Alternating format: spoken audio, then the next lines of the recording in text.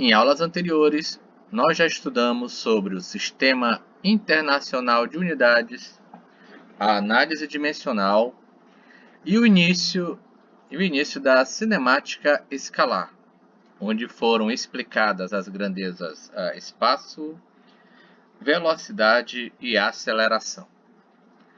Também foi explicado inicialmente o movimento uniforme.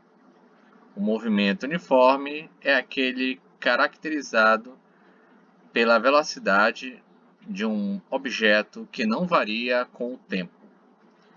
Foram apresentadas 3 equações da velocidade, da equação horária dos espaços em função do tempo e do gráfico do espaço em função do tempo, onde, se você tirar a tangente do ângulo, você obtém a velocidade. Hoje, nós vamos estudar o que é o movimento uniformemente variado. Tudo bem? MUV. Lembrando que nós já estudamos o que é o MU, tá? Considere a seguinte situação. Essa situação desse desenho aqui, tá? Eu tenho um objeto. Esse objeto que vocês estão vendo é uma esfera, né? Na verdade é um corpo, tá? Um corpo qualquer que está se movendo para a minha direita, tá? Nesse eixo aqui horizontal, tá? Onde isso aqui seria a origem, né? Tá? A origem. E ele está se movendo para a minha direita, tá certo? Com uma velocidade v1, com uma velocidade v2, com uma velocidade v3, com uma velocidade vn, tá? Onde, para esse ponto, vamos chamar aqui de espaço 1, espaço 2, espaço 3, e após, né, algum tempo, nós teremos o espaço enésimo.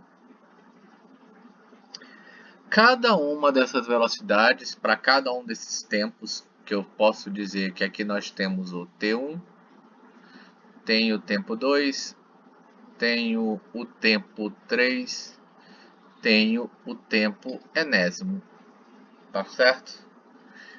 Se a minha velocidade para esse exemplo acima, V1, for diferente de V2, que for diferente de V3, que for diferente de um V enésimo, ou seja, qualquer V posterior, se a minha velocidade varia com o decorrer do tempo, o meu movimento é classificado como movimento uniformemente variado. Movimento uniformemente variado. Esse é o nosso tópico abordado agora em 2.4. O que é o movimento uniformemente variado? É aquele em que a velocidade de uma partícula, de um objeto que descreve alguma trajetória, varia com relação ao tempo, que é o caso que eu citei aqui acima e foi dado esse exemplo. Tá certo? A primeira equação que nós teremos para o MUV é justamente a da aceleração. A aceleração que foi dada anteriormente, né? ΔV por ΔT. Para esse tópico, eu vou chamá-la de A1. A1. Nós também já vimos, lá ainda em análise dimensional, que a aceleração no SI é dada em metros por segundo ao quadrado. E ela é um parâmetro que mede a capacidade, né, a variação de velocidade sofrida por um corpo considerando o intervalo de tempo necessário para ocorrer essa variação. Tudo bem? Agora que eu já sei o que é aceleração, que é o nosso item 2.4, explicarei agora para os senhores 2.5 a função horária da velocidade, ou a nossa equação das velocidades. Tá certo? A função horária da velocidade parte do mesmo princípio do que foi explicado acima, tá? Vou fazer aqui um exemplo, tudo bem?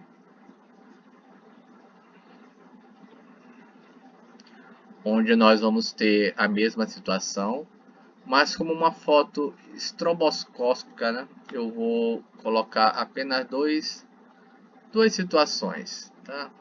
Como se a gente fosse tirar uma cópia, né? Uma foto, justamente nessas situações, tá? Eu quero, assim como eu encontrei a equação de mu, eu quero encontrar a minha velocidade, agora considerando a questão da aceleração. Então considere esse desenho que acabei de fazer. Um objeto parte da origem, que eu vou chamar aqui de... ele partiu com uma velocidade v0, tá certo? E após um tempo t, tá certo? Houve um tempo em que ele se movimentou, chegou a esse ponto que eu vou chamar de v, tá? Onde aqui era a minha origem e aqui ele percorreu até um espaço A. Como ele chegou nesse ponto, esta aqui é a minha velocidade final. Tudo bem?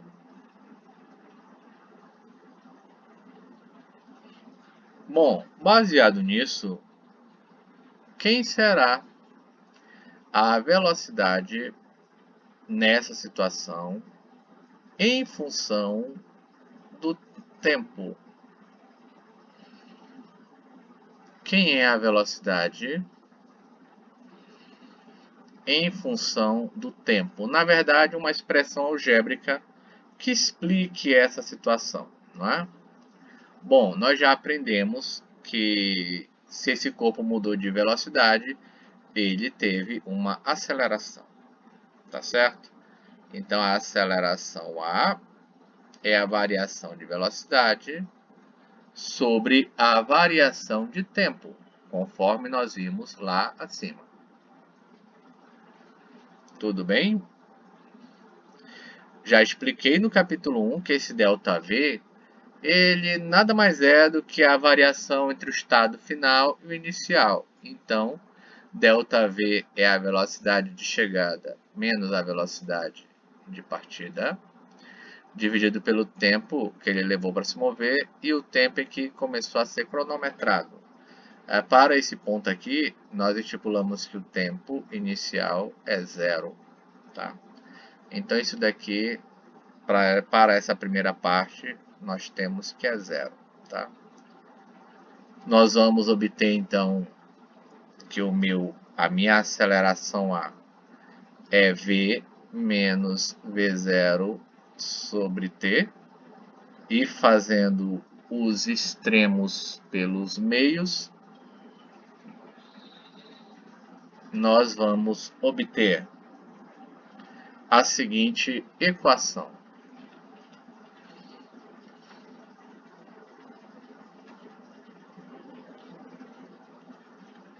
A equação